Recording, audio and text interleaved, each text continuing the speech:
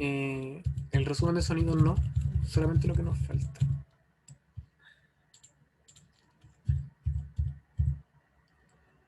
Ya. Recordemos que el sonido, como cualquier onda, se refleja, y hay varios instrumentos que usan la reflexión del sonido como herramienta. Ya. En el caso de los murciélagos, ellos no usan su vista para moverse, sino que utilizan su sentido del oído, lo que se llama ecolocación, que es que ellos envían un sonido y dependiendo el sonido que les llega reflejado, ellos pueden saber qué es lo que está adelante. ¿Ya? El sonar en un barco o cualquier sonar en realidad es lo mismo. El sonar envía un sonido, lo envía hacia abajo como se muestra aquí, y lo que se refleje lo va a recibir el barco y puede saber, por ejemplo, qué tan lejos está la profundidad, o sea, de qué tan lejos, claro, está el fondo marino, si se viene acercando algo o si se va alejando algo. ¿Sí? Por ejemplo, si sabemos que el sonido viaja a 1300 metros por segundo y, no sé, envía un sonido y el sonido vuelve en un segundo, es porque donde rebotó está a 650 metros. ¿Ya? Si nosotros hacemos ese cálculo,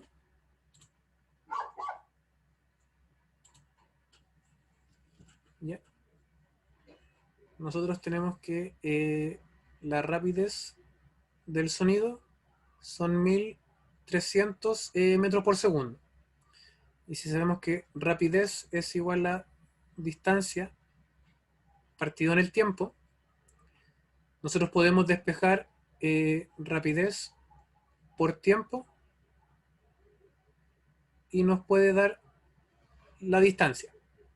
Entonces sabemos que la rapidez es 1300 metros por segundo, el tiempo se demoró un segundo, por lo tanto la distancia va a ser de 1300.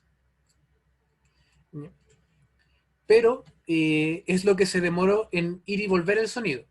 Por lo tanto, en solo la ida, esto se demoró la mitad de eso, por lo tanto lo dividimos en dos, y eso nos da los 650 metros. ¿Ya? En el caso de que nos hagan una pregunta así.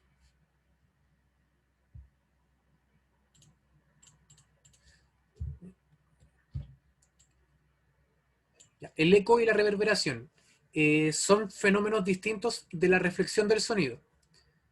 El eco, se escuchan dos sonidos independientes. Yo creo que todos y todas aquí hemos experimentado el eco, ya que es como si la pared, es como si el sonido se originara en la pared. Y la reverberación es cuando es como si hubieran muchos ecos al mismo tiempo, ¿ya? Que sucede generalmente en la iglesia, que es como si uno habla y se escucha como la voz, nuestra voz por todas partes. Entonces serían eso, el eco y la reverberación. Para que ocurra eco, el sonido, o las ondas sonoras deben ir y volver en 0,1 segundo. ¿Ya? Por lo tanto, si nosotros multiplicamos 340 por 0,1, creo, ahí nos debería dar los 17. No, por 0,2. Si lo multiplicamos por 0,2, nos da los 0,17, los 17 metros.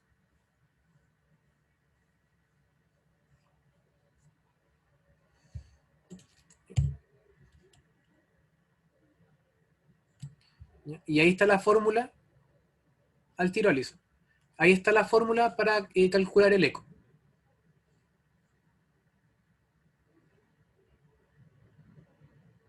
Ya que 340 dividido en 0,1 segundo, o sea, es igual a 2 veces la distancia por 0,1. O puede ser 340 es igual a la distancia dividido en 0,2. La diferencia entre el eco y la reverberación, Alison, es que el eco es solamente una vez que la onda va, ocurre el eco y nos llega. La reverberación es como si ocurriera en todos lados al mismo tiempo, ya como ocurre en una iglesia. Esa es la diferencia. El sonido también experimenta refracción, ¿ya? Cuando pasa de un medio a otro o cuando el medio no es homogéneo. ¿Ya? Una persona nos preguntó en Telegram qué era un medio homogéneo. Un medio homogéneo es cuando la densidad es constante y la temperatura es constante. Ya es considerado como en todo momento un solo medio, ya que no cambia en temperatura, no cambia en densidad, no cambia en tamaño, como puede ser en algunos casos. Eso es un medio homogéneo. En este caso, en especial, no podríamos hablar de un medio homogéneo porque ocurre la refracción. ¿Ya? Y en la refracción del sonido ocurre que el aire caliente hace que un sonido se vaya hacia arriba y el aire frío hace que un sonido se vaya hacia abajo. ¿Ya? No es muy notorio, pero ocurre. La difracción, como ya les mencioné, es cuando una onda como que intenta esquivar un obstáculo y sigue su camino. La interferencia es cuando dos sonidos se suman o dos sonidos se restan.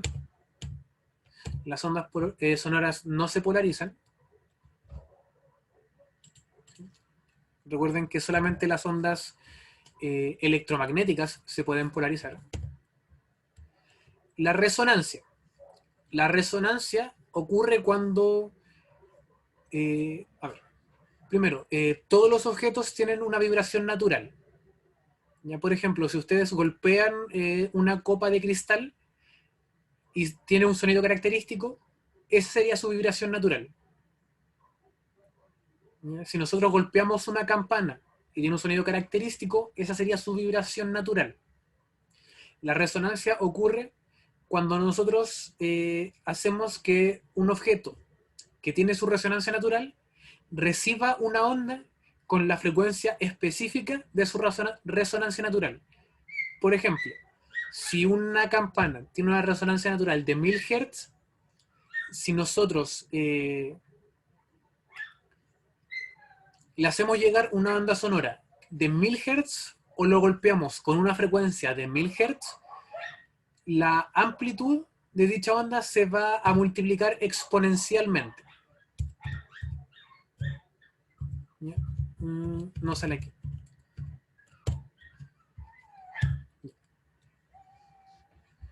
Y la resonancia ocurre cuando la frecuencia natural se iguala con la frecuencia que nosotros le tiramos. Por ejemplo,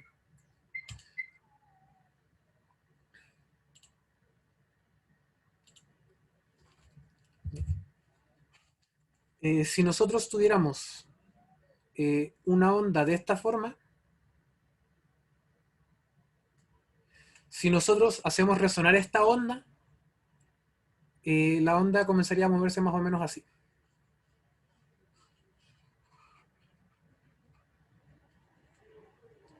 ¿Ya? Eso quiere decir que no solamente se duplica la resonancia, sino que se amplifica exponencialmente su vibración. ¿Ya? ¿Qué es lo que ocurre con una campana? ¿Ya? Cualquier campana usa la resonancia, en el que la parte exterior de la campana tiene cierta frecuencia y el martillo que está al medio que golpea la campana tiene la misma frecuencia natural. Por lo tanto, ambas entran en resonancia y si uno le da un pequeño golpe a la campana, esta va a sonar muy, muy fuerte.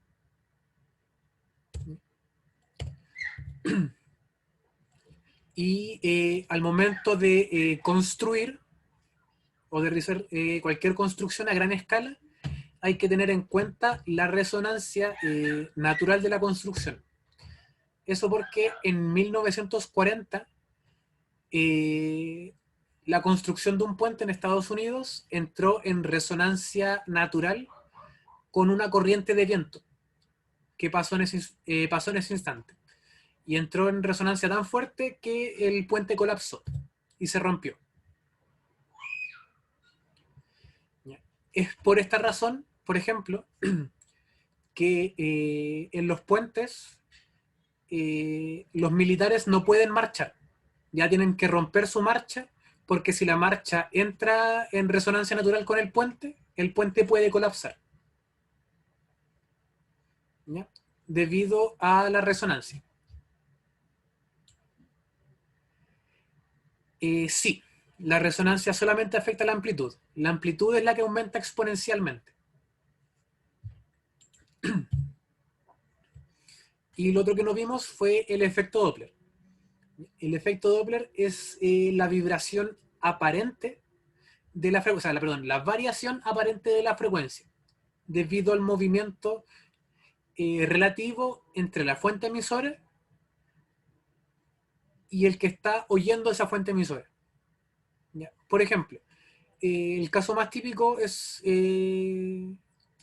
la sirena de una ambulancia o de los bomberos. Que si esa sirena se acerca a mí, va a empezar a sonar cada vez más agudo, pero si la sirena se aleja de mí, va a empezar a sonar cada vez más grave. Eso se debe al efecto Doppler. ¿Ya? Pero el efecto Doppler para la prueba no requiere cálculos. Ya es solamente conceptual. Es conocerlo como fenómeno. Que a medida que algo se acerca, su frecuencia aparente aumenta, y a medida que algo se aleja, su frecuencia aparente disminuye. Esto ocurre con todo tipo de ondas, ¿ya? Ondas electromagnéticas, ondas de ruido, ondas sonoras, ondas sísmicas, cualquier tipo de onda va a recibir efecto Doppler. ¿Ya? Esto es súper útil para los astrónomos para calcular si una galaxia o una estrella se está alejando o acercando a nosotros, ya dependiendo de la frecuencia aparente y del efecto Doppler que uno recibe.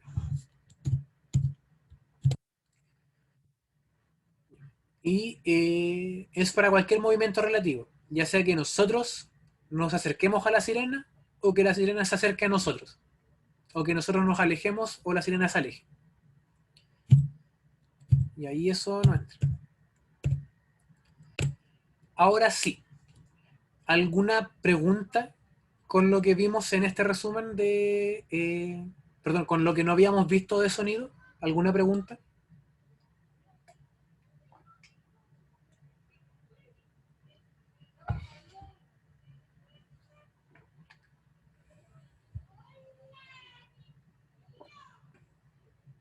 Ya. Si no hay preguntas, ya. Para las personas que no sabían o que no se han enterado todavía, el DEMRE hoy liberó los temarios para la prueba de este año. Y no sé cómo será en química o biología, ahí le explicarán el miércoles y el viernes, pero en física o sea, tenemos varios cambios.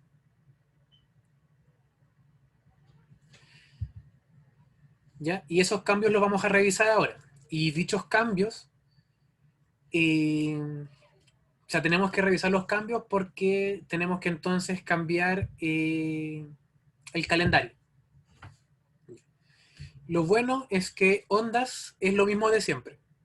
Ya ondas no cambia nada, todo lo que hemos visto hasta ahora y lo que nos falta por ver hoy día va a entrar en la prueba sí o sí. ¿Ya? Así que en ondas estamos bien. Es de aquí en adelante donde están los cambios. Y aquí vamos a revisar.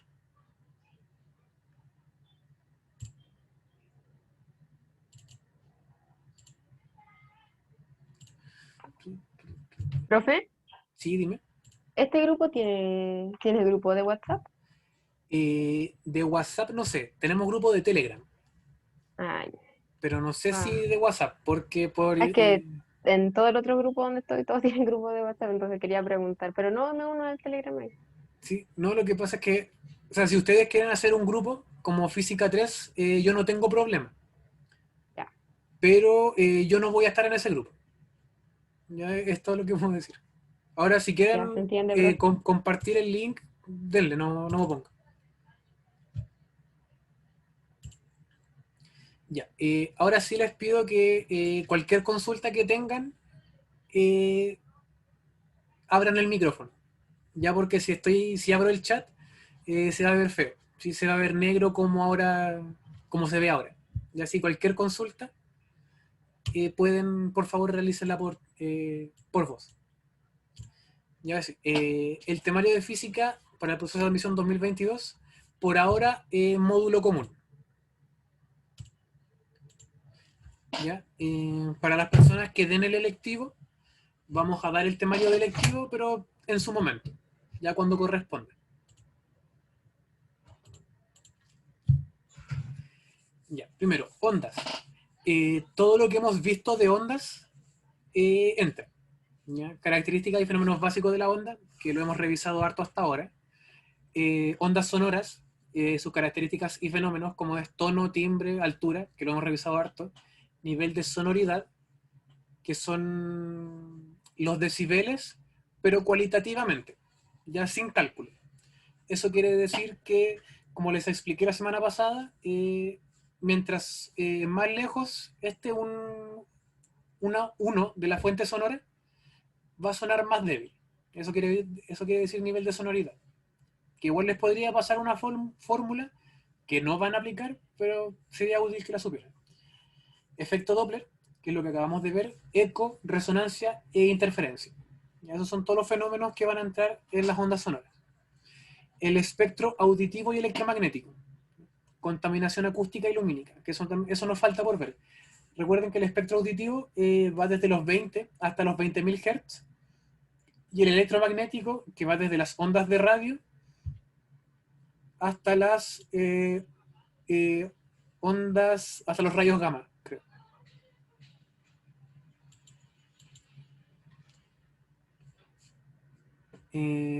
Ondas electromagnéticas y sus fenómenos, que lo revisamos la semana pasada, hice un resumen al principio.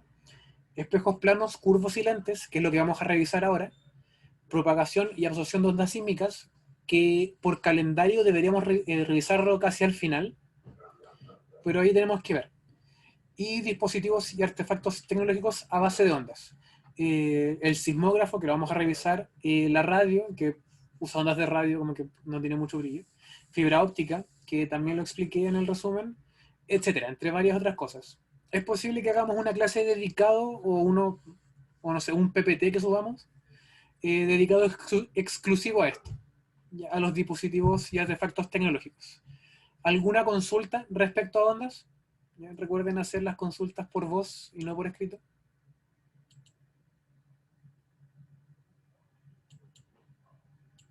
¿Ninguna duda?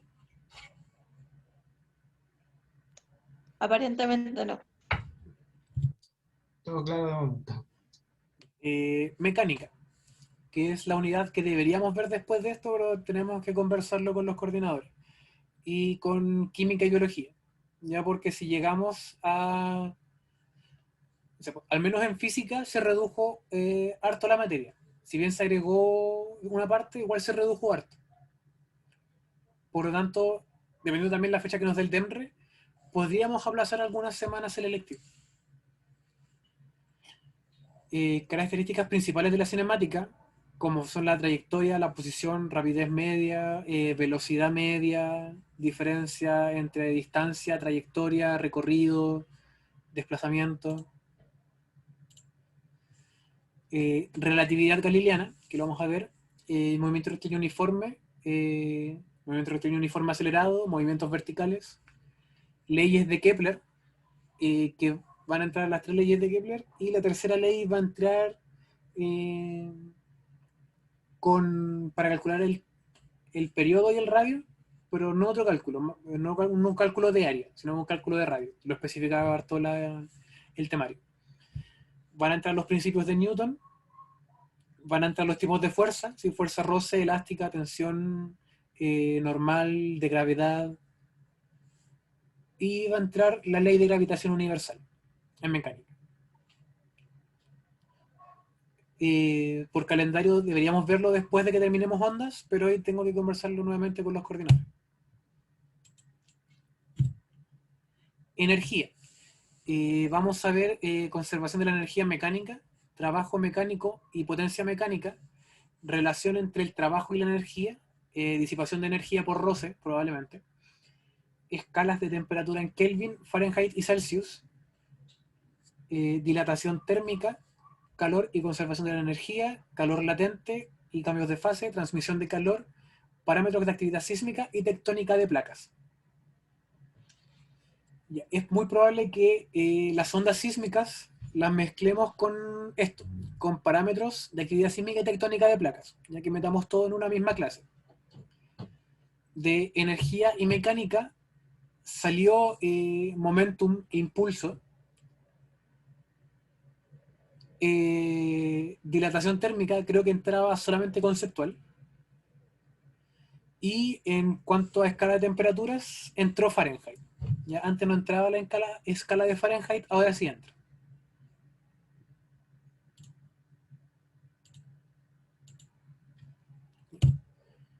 Y electricidad y magnetismo es lo que ahora va a entrar en física común. Ya desde el 2015 que no entraba esto en común. Que va a ser métodos para electrizar un cuerpo, que es por roce o fricción, por contacto o inducción. Van a entrar conductores y aislantes eléctricos. Va a entrar progresión eléctrica. Vamos a pasar la ley de Ohm en circuitos en serie paralelos y mixtos. Y vamos a ver intensidad de corriente eléctrica en circuitos de corriente continua.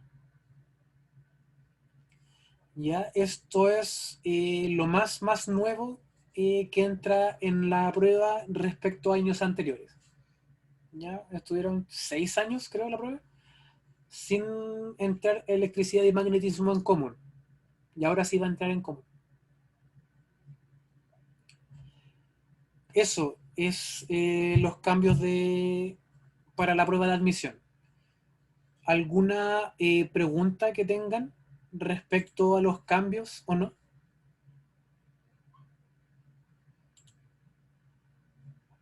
Antes de pasar a la clase de hoy día, ¿tienen alguna duda o pregunta respecto a los cambios?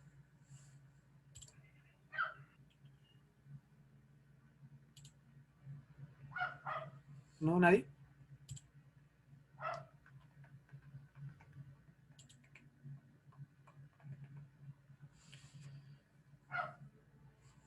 Ya. De todas formas, el temario está en la página del DEMRE. Sí, Camila. De hecho, voy a subir este mismo PPT a Instagram. Ya modificado para que calce como con el tamaño de Instagram, pero lo voy a subir. Ah, con lo que entra y sale. Ya, eso es más trabajo. Sí, podría hacer algo, pero dame una semana porque tengo cosas que hacer. Eso, ¿ninguna otra consulta antes de pasar a la clase de hoy?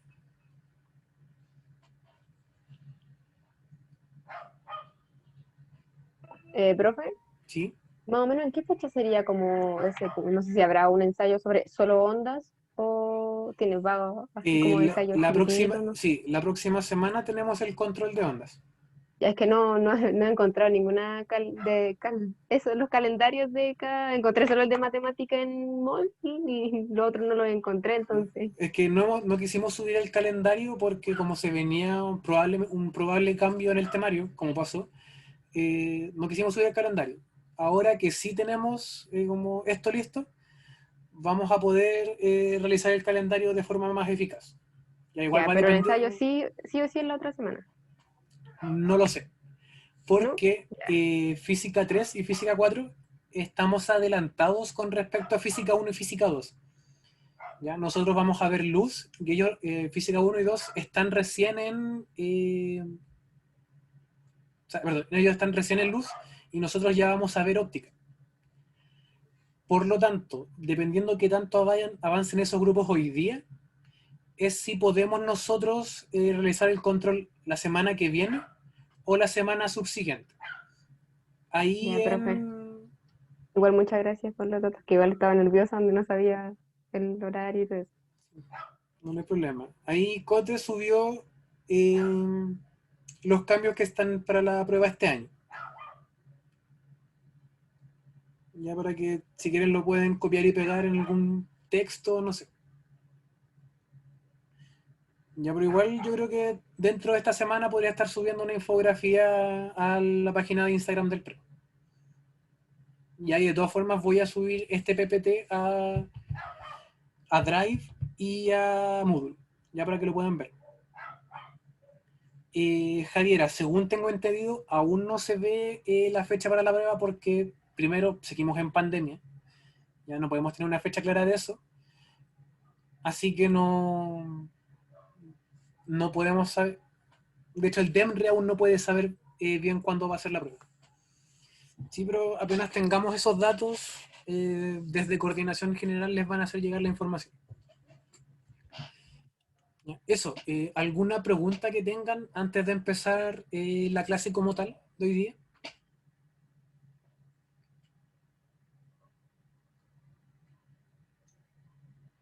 Al menos yo no. ¿Ya? ¿Nadie? ¿Nadie? No, profe, inicie la clase, ¿no? Mm,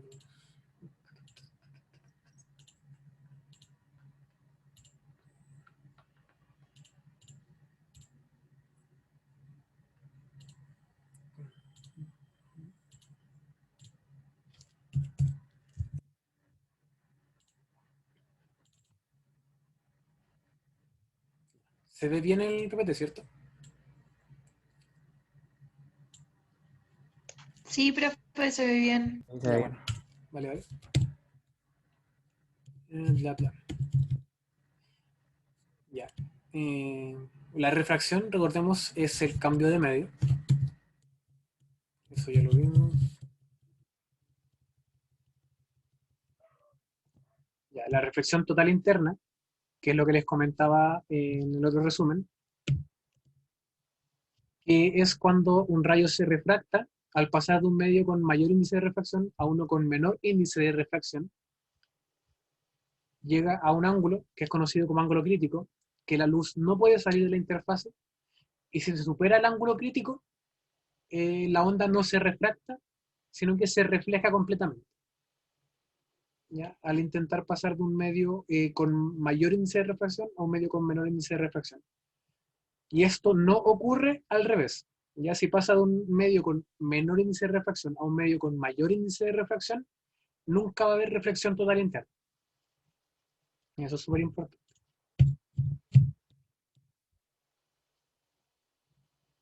Tenemos la reflexión regular y la reflexión difusa, que también se les expliqué un poco la semana pasada. Que la reflexión regular es cuando un haz luminoso llegan todos los rayos paralelos y rebotan todos paralelos, como en el caso de un espejo o de la superficie de un lago. Y la reflexión difusa, que es cualquier reflexión. Ya el 99% de las reflexiones son difusas, que es cuando un rayo de luz llega a la superficie y los rayos rebotan para todas partes, lo que nos permite poder ver cualquier objeto desde cualquier lado. ¿Ya? No así en un espejo, que dependiendo de donde uno se posicione en el espejo, es la imagen que va a ver. ¿Ya? En el mismo caso del baño, si uno toma el jabón, cualquier persona que vea el jabón va a saber que es un jabón. Ya no sé si el espejo, que va a depender de donde uno se ubique. Y ahora sí, hablando de espejos, vamos a entrar con la materia de hoy día, que es óptica. En específico, espejos planos, espejos curvos y lentes. Una imagen reflejada es cuando uno ve un objeto como si estuviera dentro, en este caso de un espejo, ¿sí? O de una superficie reflectora. Como se ve aquí, uno tiene un punto P y desde el punto P emergen rayos de luz hacia todas las direcciones. Estas rebotan en el espejo siguiendo la ley de la reflexión. Recordemos que aquí hay rayos perpendiculares imaginarios y que todos los ángulos reflejados son iguales a los ángulos incidentes. ¿Ya? Se sigue esa ley. Y los rayos que se proyectan hacia adentro del espejo nos da una imagen que vamos a conocer como imagen reflejada. ¿Ya? Entonces, ¿ya?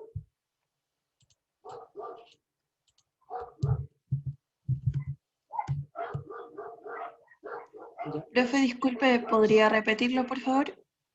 Sí, lo voy a poner como un ejemplo ahora. Ah, ya, gracias. Nosotros tenemos acá un espejo. Nosotros, estúpido lápiz. Nosotros tenemos un espejo.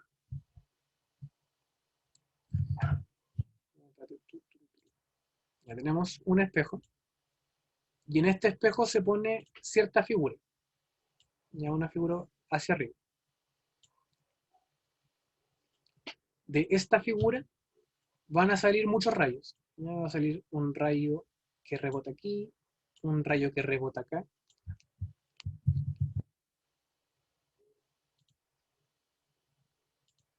Y ahora sí. Va a salir un rayo que rebote aquí,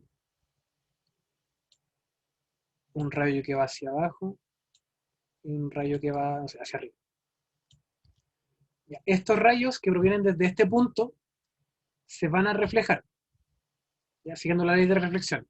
Entonces, este se refleja hacia allá, este se va a reflejar sobre sí mismo y este se va a reflejar hacia allá. Si nosotros prolongamos los rayos reflejados, ya que ahora voy a poner en rojo, nosotros vemos que este rayo rebota y va hacia allá. Si nosotros seguimos ese rayo se va a reflejar hacia allá, ya siguiendo el camino. Este rayo que se devuelve hacia la figura, se proyecta y se refleja hacia allá. Este rayo que va acá hacia arriba, se proyecta y va a chocar acá. ¿Sí? Es la proyección de los rayos reflejados. Ya no son los rayos incidentes, sino que los reflejados. Y donde se crucen estos rayos reflejados, se va a producir una imagen.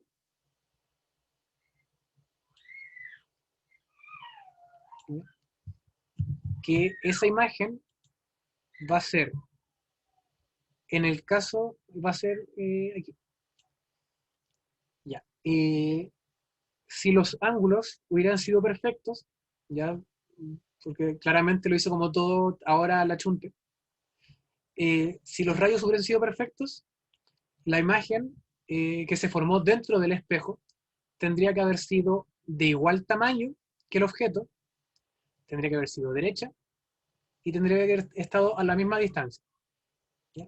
Esta distancia que está aquí debió haberse repetido acá, ¿ya? Si la imagen hubiera estado bien hecha.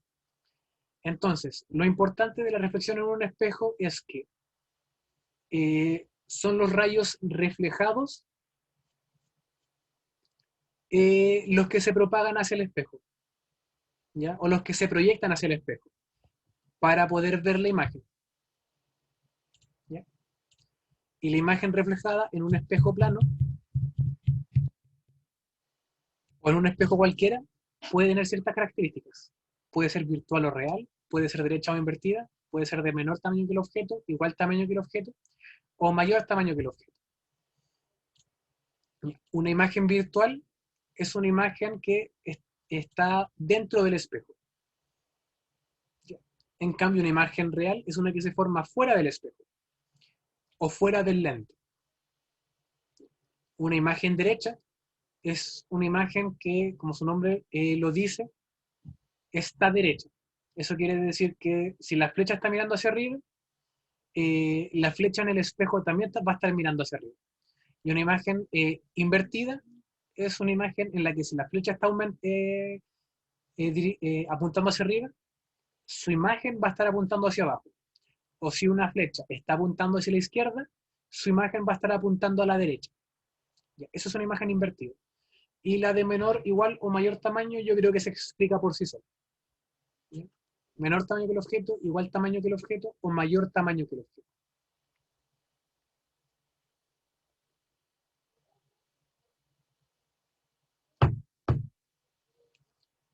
Eso, ¿duda o consulta alguna de cómo funciona un espejo plano? Yo tengo una duda, profe. Sí, dime. Indicaba en una parte que había una imagen invertida. ¿Qué ejemplo, así como en la vida real, podría darnos de eso? Una imagen invertida. Sí, en una cuchara, si tú te miras por la parte cóncava, un poco cóncava, por la parte en la que uno toma sopa, uno puede fijarse Ya, que uno está dado vuelta. ya, Y eso bacán. es Ya, verdad. un ejemplo de una imagen invertida. Ya. Y otra duda que me surgía, Ujú. no sé si puede poner la diapo en la que está, que no me acuerdo bien. ¿Está? Sí. Con respecto a lo del tamaño, ¿eso depende de la distancia en la que, o nada que ver, o el material? Eh, Va a depender de varios factores, los cuales vamos a revisar ahora. Ah, ya, bacán, ya. Eso, gracias. Pues, no hay problema. ¿Alguna otra pregunta que exista hasta Profe, ahora? Sí, a mí me gustaría un ejemplo de imagen real, perdón. ya. En el cine, por ejemplo, eh, si ustedes o en un proyector en el colegio, para cuando iban al colegio, se puede ver que, eh, a ver, si uno pone una pantalla frente a lo que se está proyectando, se va a ver la imagen. Ya, por ejemplo, yo sé que muchas personas, me incluyo, jugaba con el proyector. En vez de ponerlo en la pizarra o en el talón o en el telón, uno se ponía enfrente con la camisa o con cualquier objeto y la imagen se proyectaba ahí, en la camisa o en la blusa. ¿Ya? Eso es una imagen real. Es una imagen que necesita de una pantalla para poder ser vista. Si no tiene pantalla, no se va a poder ver. Ya porque si tú miras en el proyector, vas a ver que hay una lupa. Tú no puedes ver la imagen dentro de la lupa. Tú tienes que poner una pantalla fuera de la lupa para poder ver la imagen. Si no, no la vas a poder ver nunca. Esa es una imagen real. Ah, ya. Ok, gracias, profe. ¿Ya? O, por ejemplo,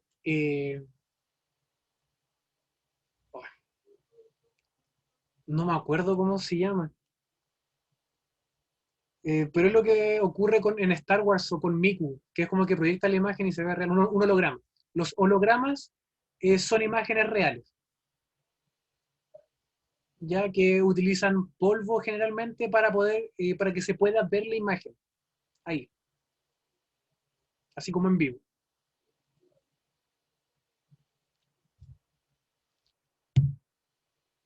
Ya. Una imagen virtual, eso, no quedan más dudas de lo que hemos visto hasta ahora.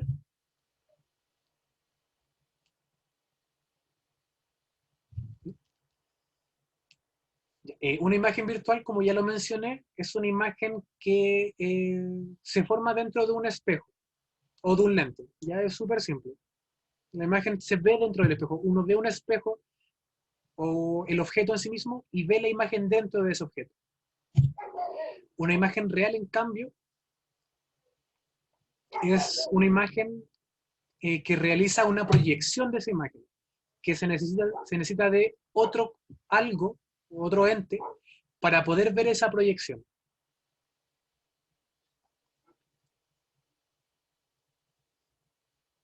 Ya puede verse en una pantalla, en una tela, o a veces se puede ver en, en ciertas condiciones, ¿ya? En ciertas condiciones muy específicas.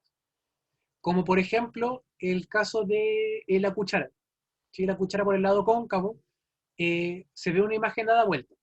Esa es una imagen real. Ya es una imagen que se forma fuera de la cuchara. Aunque no me crean, es así. ¿Ya?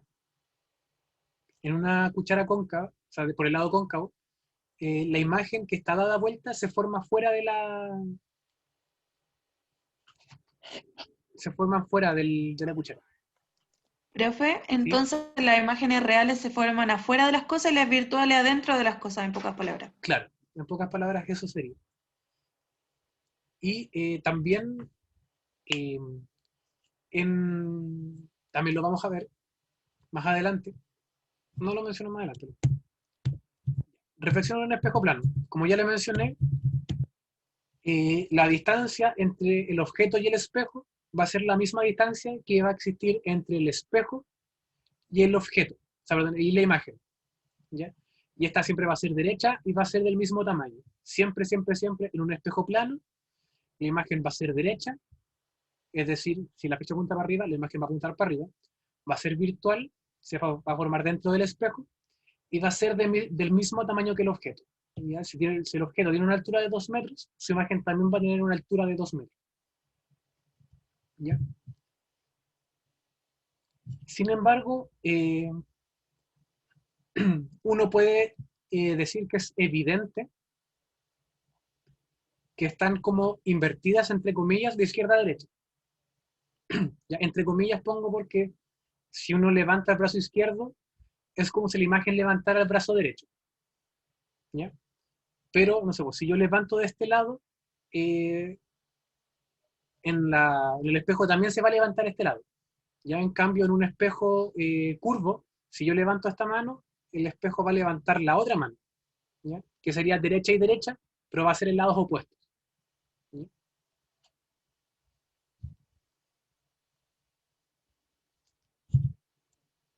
Y ahora sí vamos a hablar de espejos esféricos. Tenemos espejos cóncavos, que sería la parte por donde uno toma sopa en la cuchara, y tenemos espejos convexos, que es la parte por donde se cae la sopa en la cuchara. En los espejos curvos tenemos 4 elementos principales. Tenemos el vértice, que es justo la mitad del espejo. Tenemos el eje óptico, que es una línea imaginaria que corta el espejo por la mitad. Tenemos el centro de curvatura, que está alejado cierta distancia del espejo, ¿sí? Distintos espejos tienen distintos centros de curvatura. Y tenemos el foco. El foco es el punto medio, o es la mitad de la distancia entre el centro y el vértice del espejo.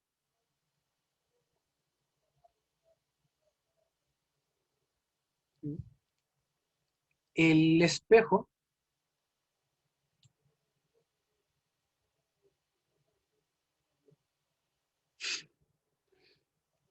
eh, si quieren recordarlo así, Krishna, bacán, pero no me sumo a ese comentario.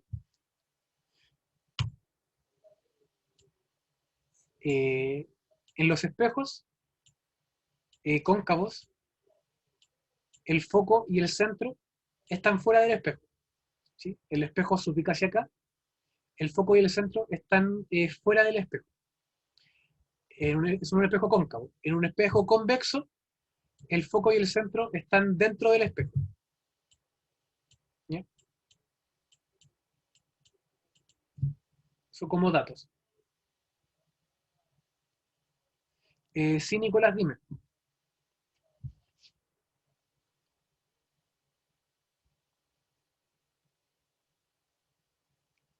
Aquí en los espejos curvos o en un espejo plano. No, todavía no vemos dónde se ve reflejado. Ya todavía no. Estoy recién presentando lo que es un espejo curvo.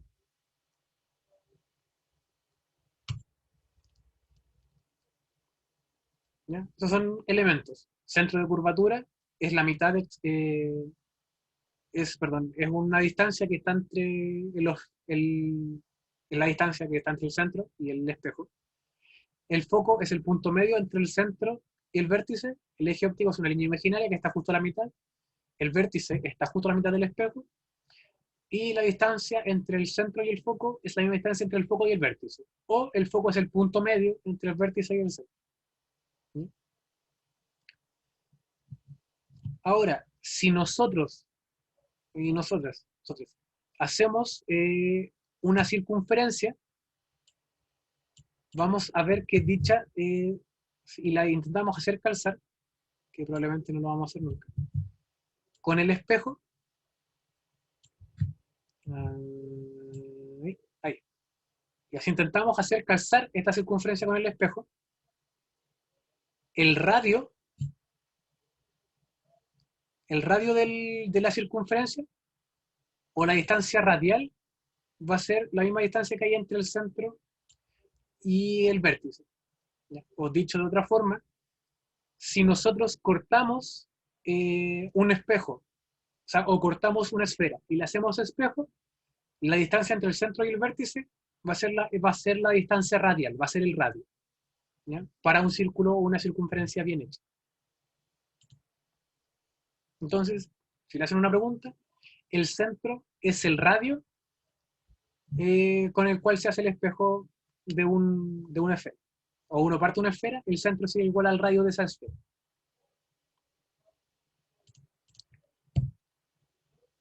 Ya, ahora sí, nosotros tenemos distintos rayos notables. ¿Ya? Tenemos que cualquier rayo que vaya paralelo al eje óptico imaginario, si va paralelo, se va a reflejar en el espejo y la reflexión de ese rayo va a pasar por el foco, ¿sí? Como se muestra acá. O al revés, si nosotros tenemos un rayo que pase por el foco, se va a reflejar en el espejo y va a salir paralelo al eje óptico.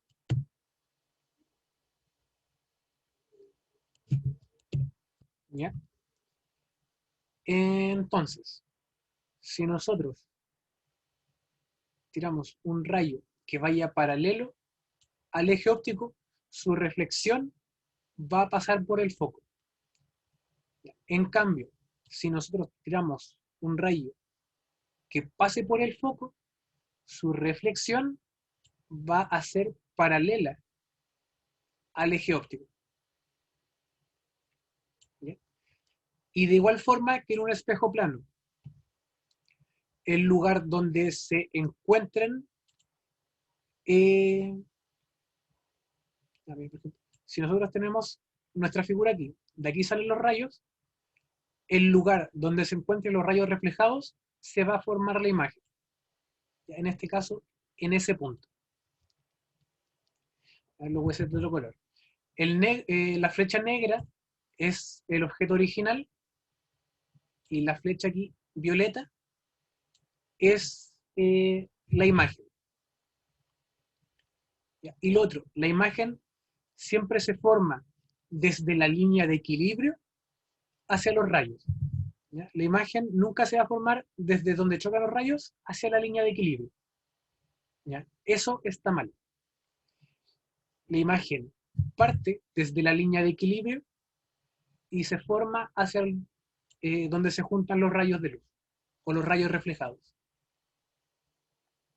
¿Se entiende esta parte? ¿Cómo se realiza una imagen reflejada en un espejo curvo?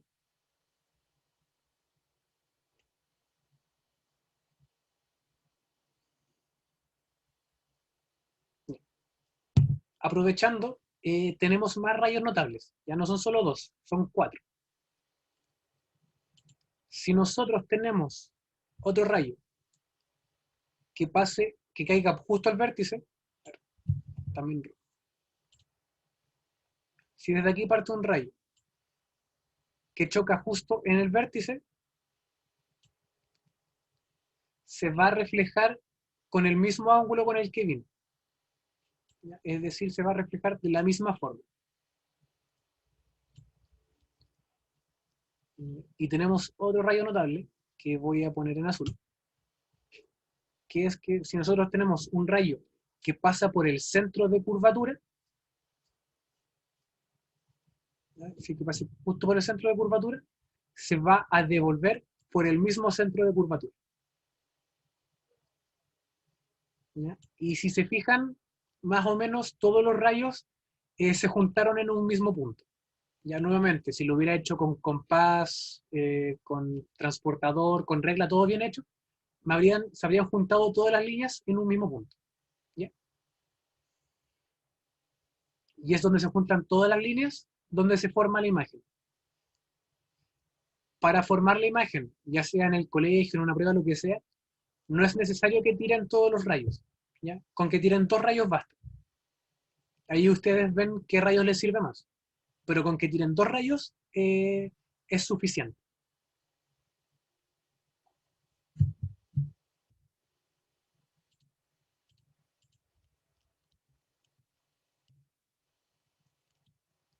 reflexión en espejos esféricos. Aquí se mencionan 3 rayos. Si es paralelo al eje principal, se refleja y pasa por el foco. Si pasa por el foco, se refleja paralelo al eje principal. Si pasa por el centro de curvatura, se refleja sobre sí mismo. Y yo agregué el 4.º rayo, que si pasa por el vértice, se refleja con el mismo ángulo con el que vino. ¿Ya? Se refleja como si fuera un espejo plano. Ya, esta imagen no sé por qué se ven así. Y ahí tenemos un rayo que va paralelo y pasa por el foco, un rayo que pasa por el foco y se refleja paralelo, un rayo que pasa por el centro y se refleja sobre sí mismo. Y donde se junten los rayos, ahí se forma la imagen. Ahí dice, en un espejo cóncavo, si el objeto está ubicado entre el centro de curvatura y el infinito, al infinito se le llama a todo lo que esté desde el centro hacia allá. Eso se le llama infinito. La imagen va a ser real, invertida y de menor tamaño. ¿Sí? Otro dato, todas las imágenes invertidas son reales, es decir, están fuera del espejo. ¿Sí? Recuerdan que el espejo está para el lado de acá. Si se fijan, los rayos se juntan fuera del espejo, por lo tanto la imagen es real.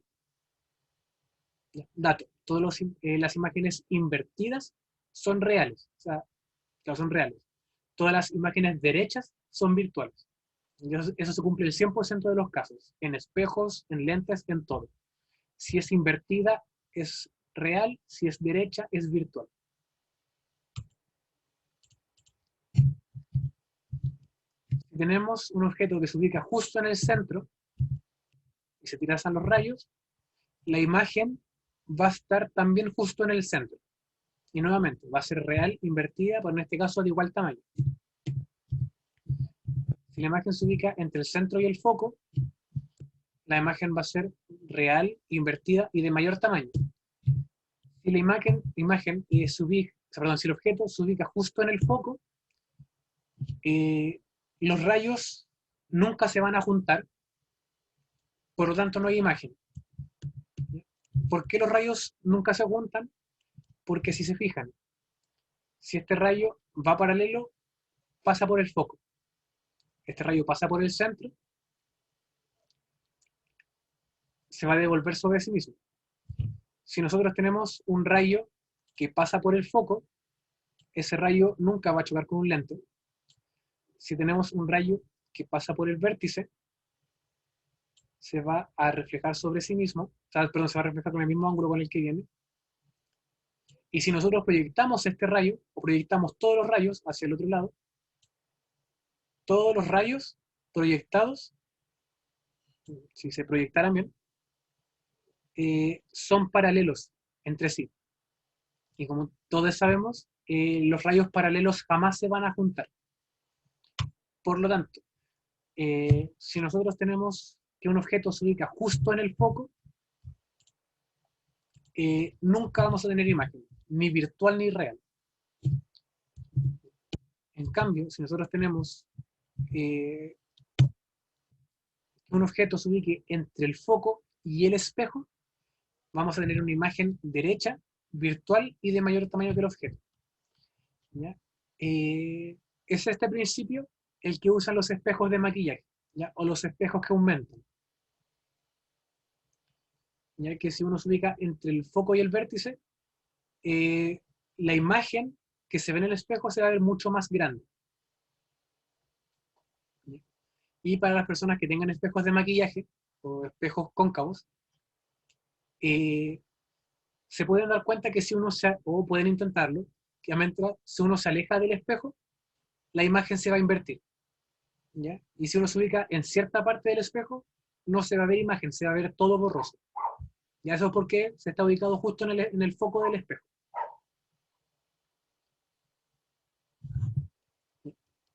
Esos son los espejos cóncavos. Un espejo convexo tiene un solo caso, siempre. Es que la imagen siempre va a ser virtual, derecha y de menor tamaño. ¿Ya? Esto siempre va a ser así. Y los espejos de micro tienen este principio, que como todo se ve más pequeño, pero esto también sirve para abarcar un área mayor.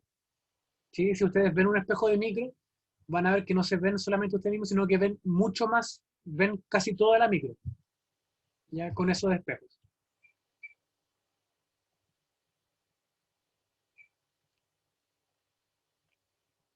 Alison, sí, eso va a depender de qué tan lejos o qué tan cerca esté uno del espejo con aumento.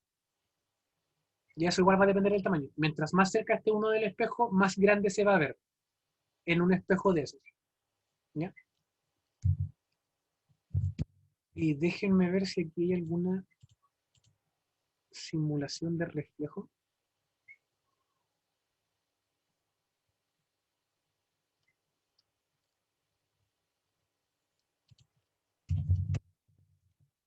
¿Alguna duda de lo que hemos visto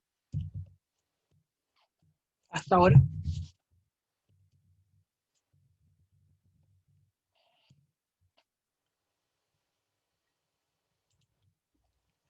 ¿No? ¿Ninguna duda hasta ahora? A ver si encuentro una buena simulación. Ya, bueno, listo.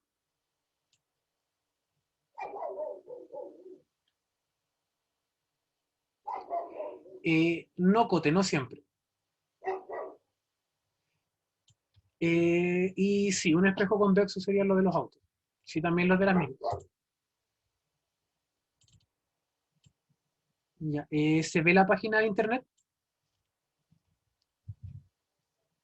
Ya, bueno. No sé por qué me dice. Ah, que lata. No me deja jugar tranquilo. Y ahora sí, tenemos un espejo cóncavo.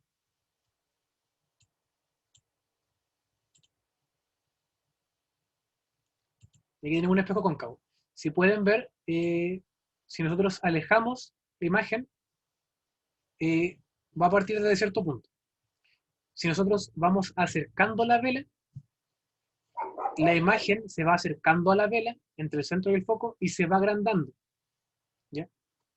¡Ah, qué rabia! Que no me deja jugar tranquilo.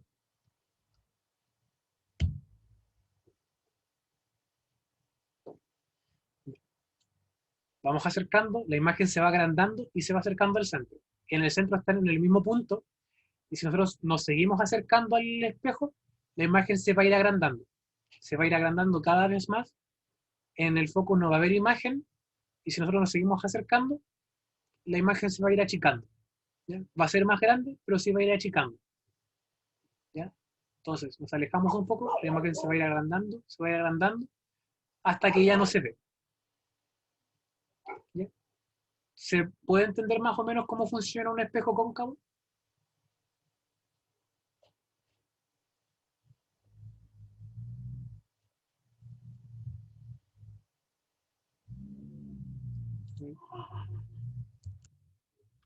¿Alguna duda de los espejos cóncavos?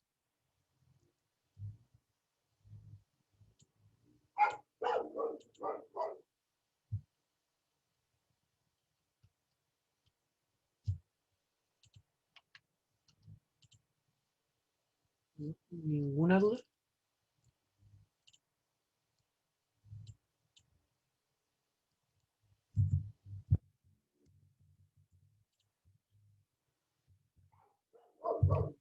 Ya.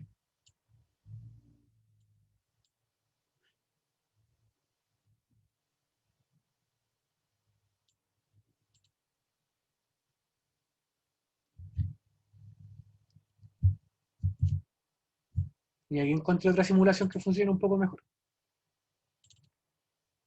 Se ve la simulación, ¿cierto?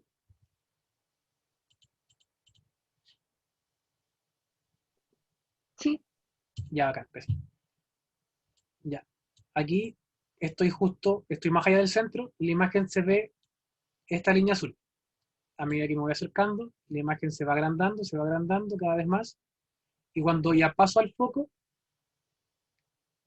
aquí en el foco, la imagen no se ve.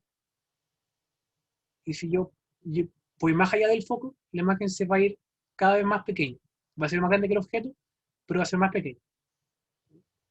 Y ahora voy a pasar al otro lado. Y ahora el lado derecho es la imagen, o sea, perdón, es el objeto, y el lado izquierdo es la imagen. Como ustedes pueden ver, no importa qué tan grande sea el objeto, la imagen siempre va a ser más pequeña, ¿ya? Mientras más cerca esté del espejo, más grande va a ser, y mientras más lejos esté del espejo, más pequeña va a ser, ¿ya? Pero siempre, siempre va a ser virtual, derecha, y más pequeña que el objeto, ¿ya? Mientras más cerca de un espejo convexo, más grande la imagen, mientras más lejos, más pequeña, pero siempre se cumple que es más pequeña, derecha y virtual. Y eso siempre se cumple.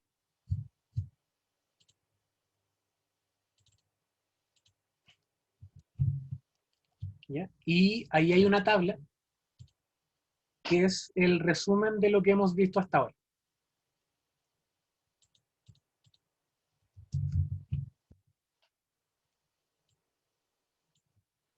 ¿Ya? En convexo siempre es virtual, derecha y de menor tamaño, y en cóncavo va a depender de dónde se ponga la imagen, o sea, dónde se ponga el objeto, perdón. ¿Ya? Esa es una tabla y tienen dos caminos para hacer este ejercicio. Pueden realizar el dibujo o ver el dibujo, trazar los rayos y así ver el resultado, o pueden aprenderse la tabla y escribir el resultado. Los dos caminos son igual de válidos. Sí, Camila, acabamos de ver la simulación de convexo. Eh, ¿O había escrito eso antes? No sé. Ah, no, recién. Ya, Camila. Esta es la simulación de convexo. La flecha negra es el objeto y la flecha roja es la imagen. ¿Ya? No importa qué tan grande sea el objeto, la imagen siempre va a ser virtual derecha de menor tamaño. Si yo me acerco, la imagen se agranda. ¿Sí? Si yo me alejo, la imagen se achica. Pero siempre es de menor tamaño que el objeto. Siempre se cumple que es de menor tamaño. No importa dónde yo ponga el objeto. La imagen siempre es de menor tamaño.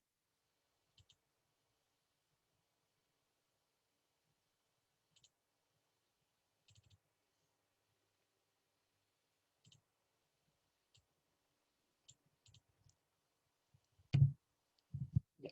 Lentes. Tenemos lentes bicóncavos o biconvexos o convergentes divergentes. Los lentes convergentes son aquellos que juntan todos los rayos en un punto y los lentes divergentes son aquellos que dispersan los rayos, como si vinieran de un solo punto. ¿Ya? Este es un convergente, junta todos los rayos en un punto.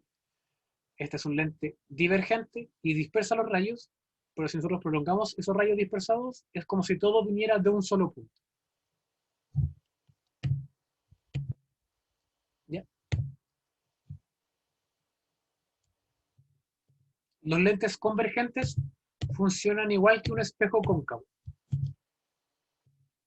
¿ya? En el sentido de que depende de dónde uno ponga el objeto, es la imagen que vamos a ver. Si es más, y funciona exactamente igual.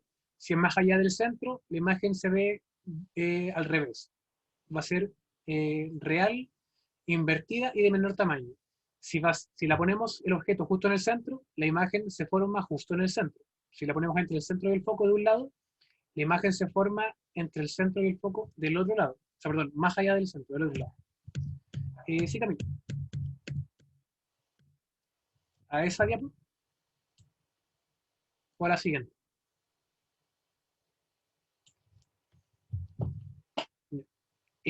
Recuerden que de todas formas yo voy a subir esta información a,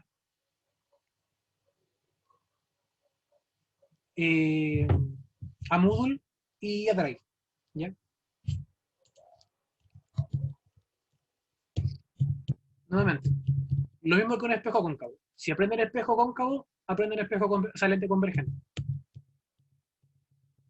Entre el centro y el foco, la imagen se forma más allá del centro. Entre el foco y el objeto, la imagen va a ser virtual, derecha y de mayor tamaño. ¿Ya? Este es el caso de una lupa. La lupa es un lente convergente, donde todo se agranda. Pero si ustedes alejan la lupa a cierta distancia, van a ver que la imagen se vuelve invertida. ¿Sí? Tal cual este caso. ¿Ya?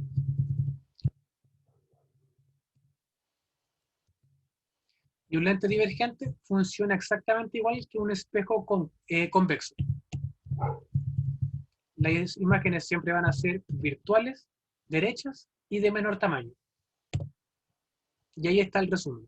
En un lente divergente siempre es virtual, derecha y de menor tamaño, y en un lente convergente va a depender de la posición, ya tal cual un espejo cóncavo.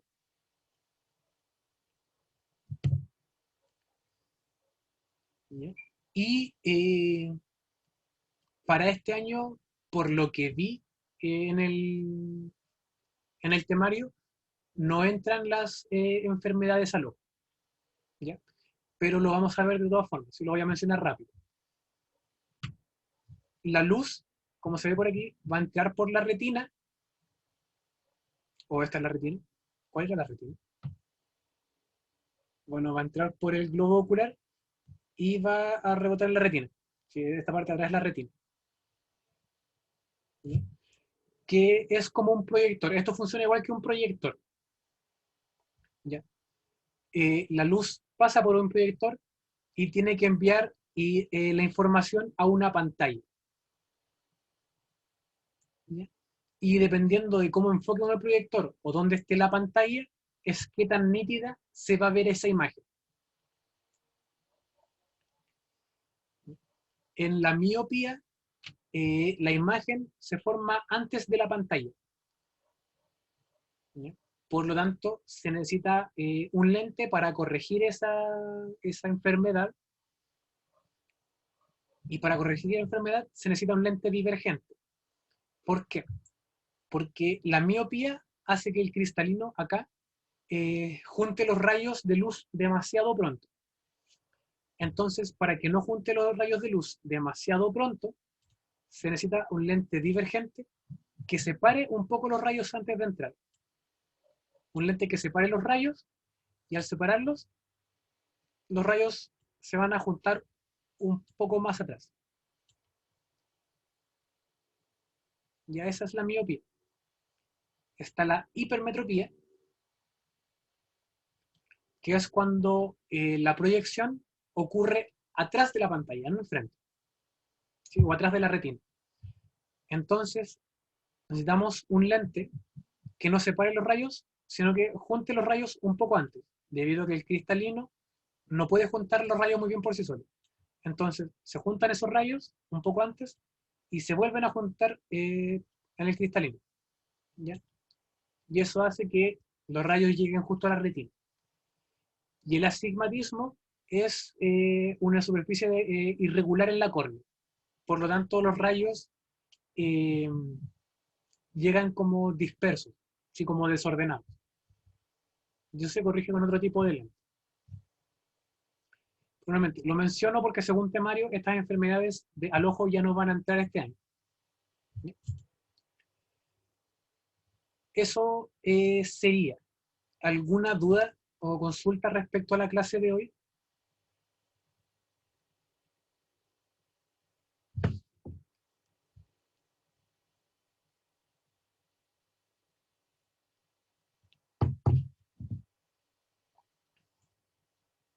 ¿Ninguna duda de lo que hemos visto hasta ahora, ya sea ondas, sonido, luz u óptica? ¿Alguna consulta que puedan tener?